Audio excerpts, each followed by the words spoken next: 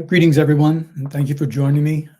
I wanted to do a short video on a interesting case of just a week or so ago that may prove beneficial as we look at language. This is a case of a missing child, and we get these very sadly routinely. And here is a case of a missing autistic boy, which also we have seen over the years increase. It presents special needs. The child will present special needs, and depending on the level or the scale of the autistic description, it can be quite challenging for any parent. And so what I'd like to do is look at this particular case. This was a case which I had posted very much thinking that people would relate it to the McCann case, JonBenet Ramsey, that sort of thing. And a lot of people got it wrong in terms of how they thought it was going to turn out. And that I'd like to show there's a reason for that. And it's not that, in my opinion, that people weren't paying attention. I think they were, and I think they picked up things that gave them some concern, and I think it's legitimate. So what I'd like to do is I had taken a quote out and I highlighted it in social media, Facebook and Twitter, X, with the thought that this quote will stand out. If someone knows, that, for instance, missing child cases, particularly McCann and the Ramseys,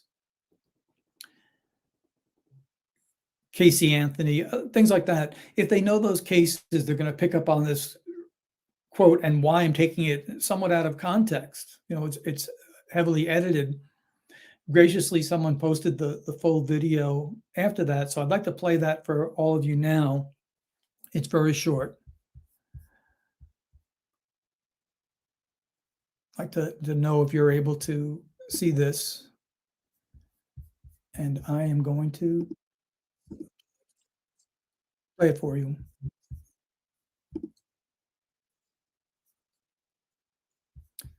And that's not it. There it is.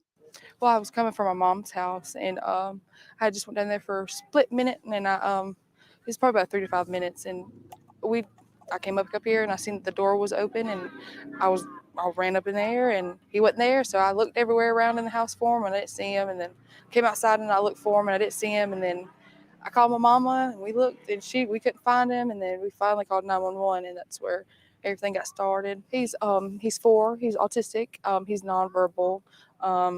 He can say up, and he knows his name. He can come to his name. But like if you're out there and you're like, hey, Phoenix, where are you? Like, he's not going to answer, of course, because he's nonverbal. He doesn't understand. So if he's 4, but he has a mindset of a 2-year-old. He flaps, likes to flap his hands. He likes to spin things. He likes anything shiny. He likes anything that spins. He likes to be outside. He's not scared of water. I think I'm in shock right now because I can't feel anything because I think I'm just in a flight mode, like, just trying to find my baby. I cried so much yesterday, I don't think my poor eyes could pour out anymore. But I just worry about him being out there all by himself. Don't know where he's at. It's cold, and it rained, and he got rained on. So I'm just very worried for him, not even myself, just for him. Oh my God, that's what I've been telling everybody. It's amazing to see that there is still so many great people in this community anywhere. Just, I don't know how these people come high and low, far and wide. I don't know half of them, but I'm so thankful for everything everybody's done, for sure. Like, please help me find my baby. Like, bring him home. Anything else you want to say? Just look out for that little red top. That's all. He's got that bright red hair, and he's always, I wouldn't imagine him being happy right now, but he usually is always very smiley and jumpy and happy. But just look for that red hair. That's the main thing. Thank you. Thank you. Okay, so if you were able to spot some issues there, you'll get no disagreement from me on that. I know that with body language and what people discern with that can be very subjective and varied. We don't know, for example, if there are psychotropic drugs being taken, health conditions, other things like that.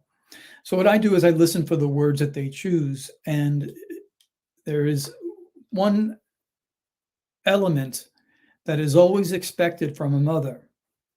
And I want to bring that up on that. But I did appreciate that someone was able to find the entire interview, even though it's short, it's helpful. And let's see if I can get this now.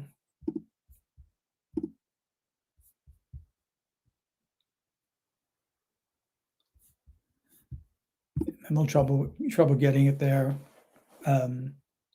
So looking at one of her quotes, and I apologize if you can't see this, and I'll work on it more so. And try again.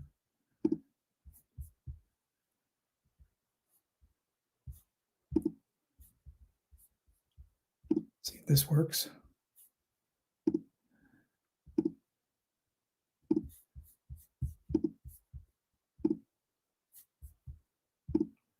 So Google is blocking me, and I've got to redo some things. It's a new system. But here's the quote. The mother said, "I just worry about him being out there all by himself. I don't know where he's at. It's cold and it rained. I'm just worried." And so some picked up on the word just, and just is a dependent word. And it means there's a comparison of sorts that's going on. And what is she just worried about? But there's another meaning for the word just in English, and that is to the exclusion of all else.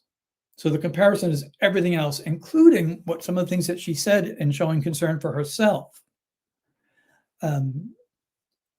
There are a couple elements there that I'd like you to consider. So I just worry about him being out there all by himself. I don't know where he's at. It is cold and it rained. And that's what stood out to me. It is cold and it rained.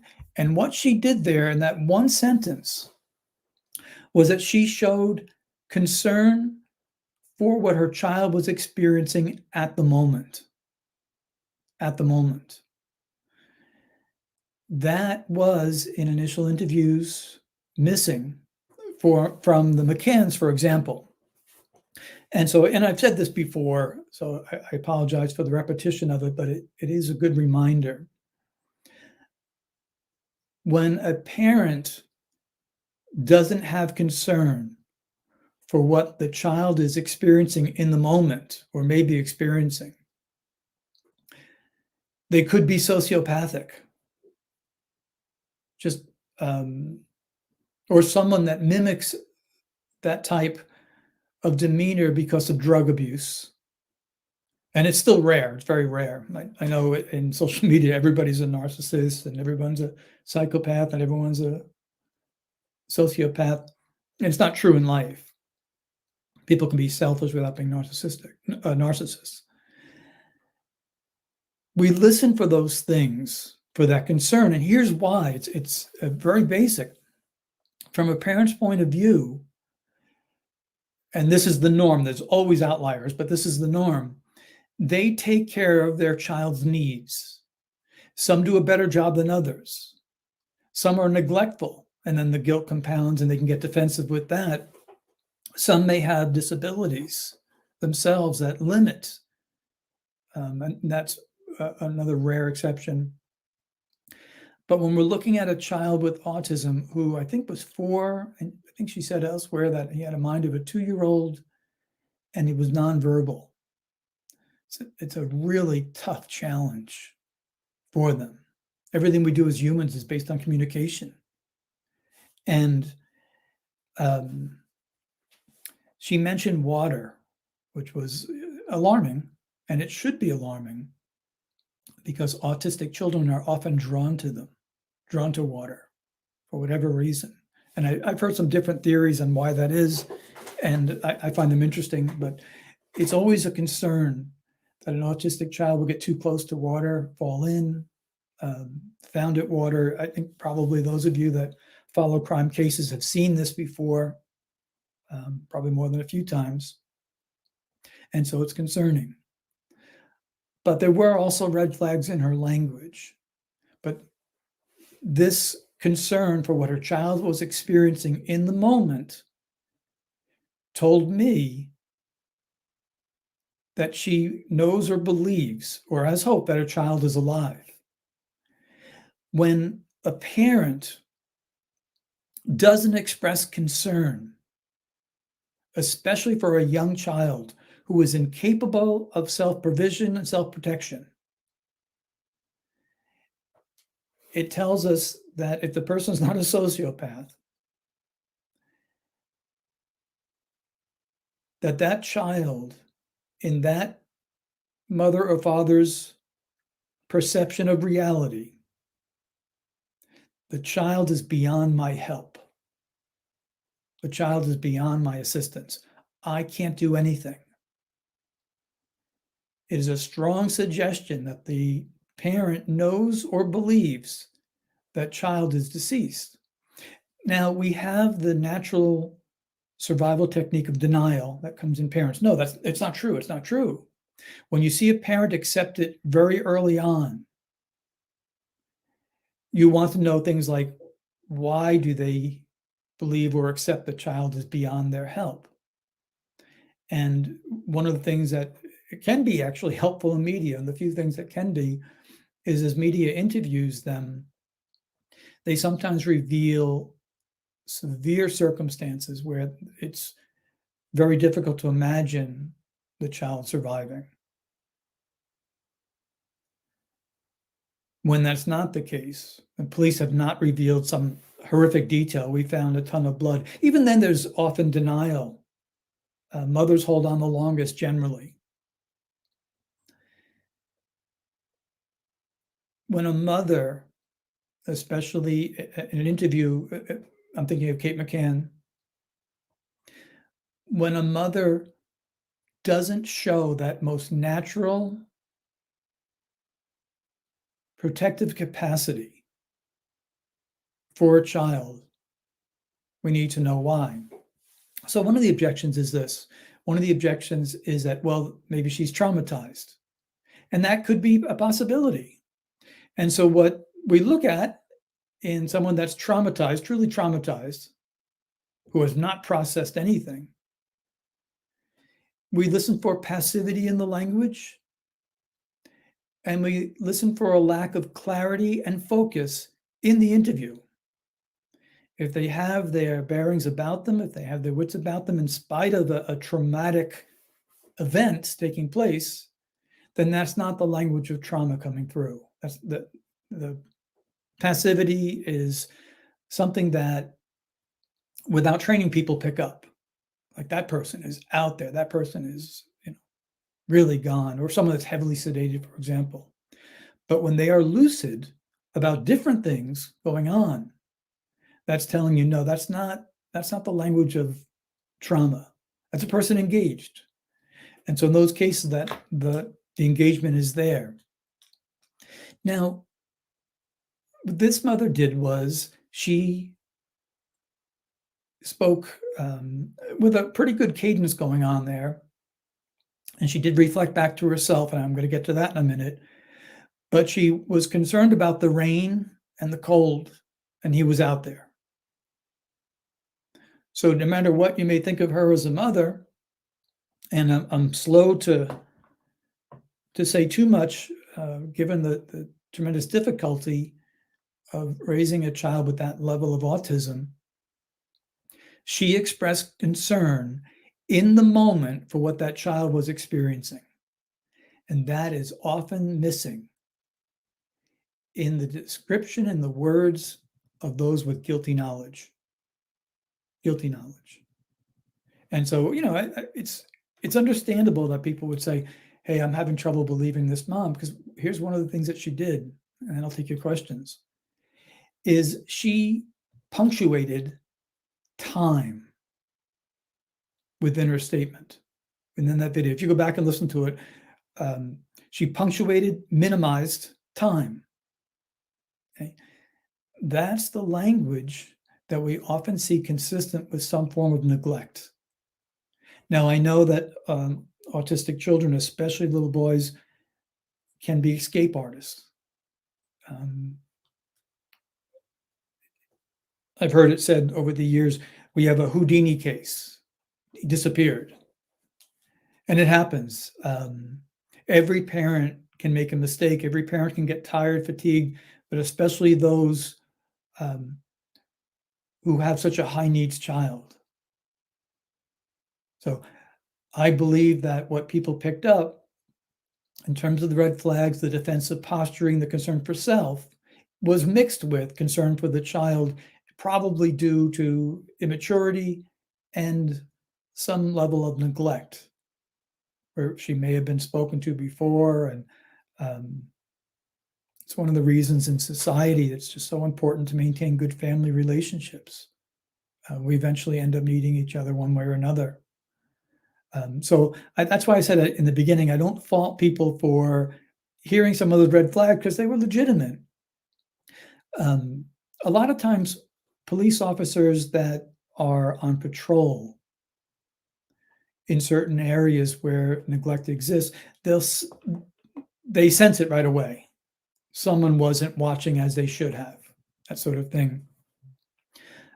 In the child protective world early on, and I'm very glad for this warning, someone had given me a warning that I was going to enter a home that had a dirt floor here in Maine, and that to be as cautious as I can be without projecting my culture onto that. There's a different expectation there, and there are times where it's, this is the things that I wouldn't do. Maybe there's a way of mitigating some of the circumstances and offering help, that sort of thing. It wasn't a belief system that I believe in cold dirt floors and that sort of thing. There are the places where we get in the child cases, especially neglect, where it is a belief system. And that is very difficult to change. Usually it needs some level of coercion to change. So not only will you see the element of time repeated in a case like that, but you may have, especially moms are more given to this, I think, than the dads. And sadly, a lot of times the dads are out of the home, where the moms will boast on things that most of us would consider inappropriate. Boasting about a 3 or 4-year-old reaching their fingers into a toaster to get their own toast. And we'd be scared to death of such a thing. And sometimes the kids do appear to be advanced because of neglect, as they have to learn how to survive. So this was a mixed statement, a mixed interview. There was, I think, elements of immaturity. There was elements of neglect. And again, I reiterate about the harshness of judgment with someone under that type of circumstance. Any of us can neglect even for a moment. Neglect is the easiest form of abuse. Do nothing. And a child can run off. It's very frightening, very scary. But she showed the engagement of the maternal instinct of caring for the child in the moment of what the child might experience. That's empathy. That's empathy. And that was utterly lacking, for example, in the Madeline McCann case. And so that's why I sometimes refer people and say, as you're committing to the language of kidnapping and defending the McCanns, they didn't use the language of kidnapping. They didn't express concern for what the child was going through, what toys, blankets, other things that the child may have needed and was without. There wasn't that horror over them. And I don't think they're sociopaths. I think there's a lot wrong with what they did, and the price is terrible. And I think there's much, much wrong further than that in how they've handled it over the years and turned it into a market. No truth there. So let me see if I can take any of your questions on this particular case that you might have. A comment about a mother who has lost a baby before birth. Yeah. same thing. Can people fake that empathy?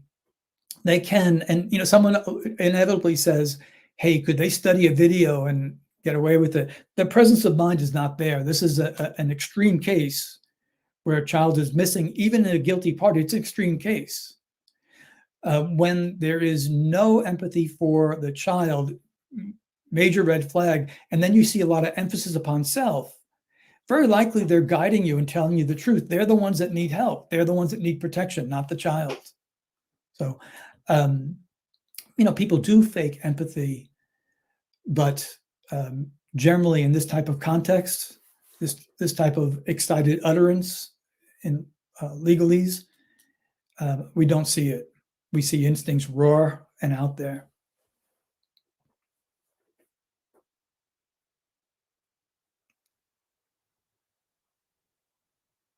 People that are truly without empathy are a lot more rare than social media portrays.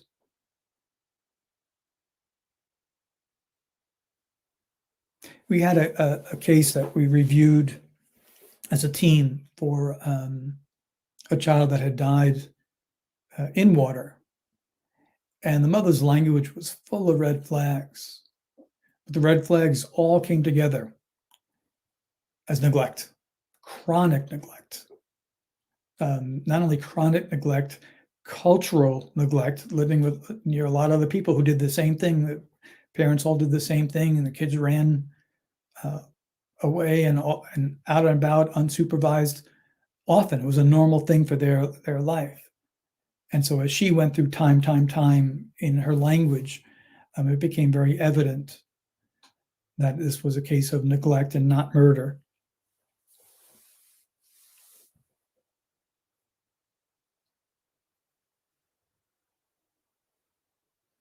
Yep, and sometimes the autistic child does go off into woods, does want to be alone, can be somewhat reckless in the sense of, well, here was a really young one, but not having a sense of fear that others might have, including going very close to water's edge.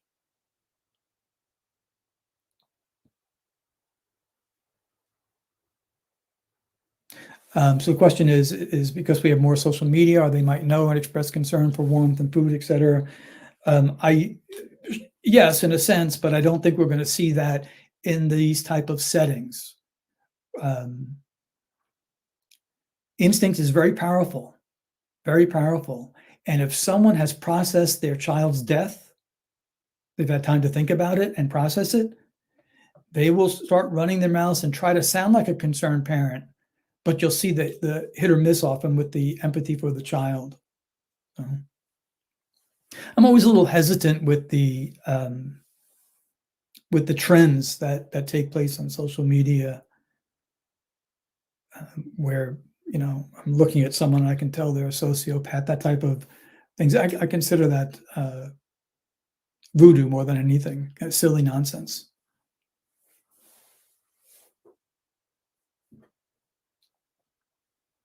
I do and have concerns about some of the people around the McCanns that may know more than they knew.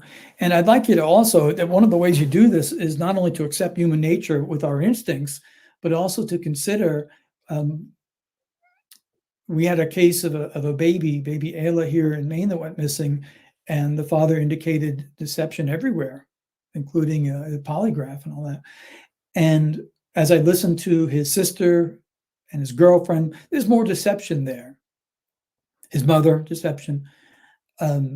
Picture this from a human nature standpoint, that the person says, I was watching my daughter and I ran to answer the telephone years ago, and she fell down the stairs as an accident, and I didn't, and my ex-wife or ex-girlfriend, she's going to blame me and I'm going to get in trouble. And a mother thinks, oh no, my son didn't do this. I don't want him to get in trouble. And they may look the other way as he goes and hides the body.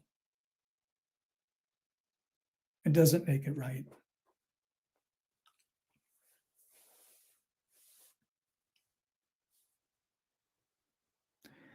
What do you think of a parent in a missing child scenario saying, I will see her in the other life? Yeah, that person has processed the information. that person has processed the information. They're expressing to us that they don't believe the child is alive. So then we say, okay, have the police revealed anything, or has time worn them down? Has time broken them? Let's say here in Maine, it's very cold, and a child was missing, and the child is believed to have run off, for example, and the child's not going to survive the night with the cold temperatures, and that will wear down the instinct. So the context is always important, and to listen. And there are cases where children have remarkably survived cold temperatures, and you can hear in the mothers the denial. Just a refusal to accept the child's not alive, even when sometimes when it's quite apparent to everyone else. So you can get the wearing down of the heart with that. The older the child, the more quickly it may move. If someone's child was known to use drugs as a teenager, that parent is very likely worn down a lot more by the drugs and the conflict and the impulsivity and the unpredictability that the drugs bring. Their language is going to change more quickly in a missing persons case. Sometimes people get help from lawyers making a statement. What we do with that is we recognize that comes in the language. Oftentimes, the lawyer who says, don't speak, I'll speak for you, or here's a statement I prepared for you. We analyze the statement saying the lawyer doesn't believe them. Lawyers give themselves away like that pretty routinely.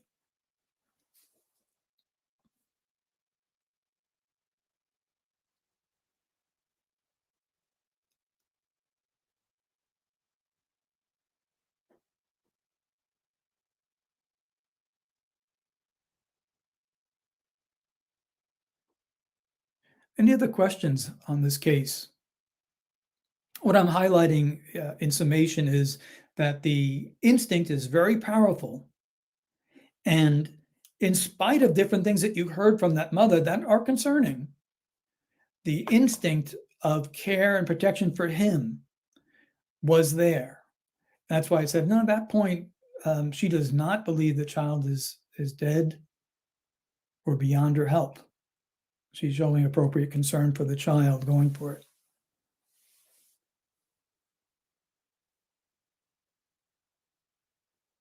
And I can imagine the detective and the trauma with the reading the comment with an autistic son around the sea. It's very frightening. Well, thank you for joining me.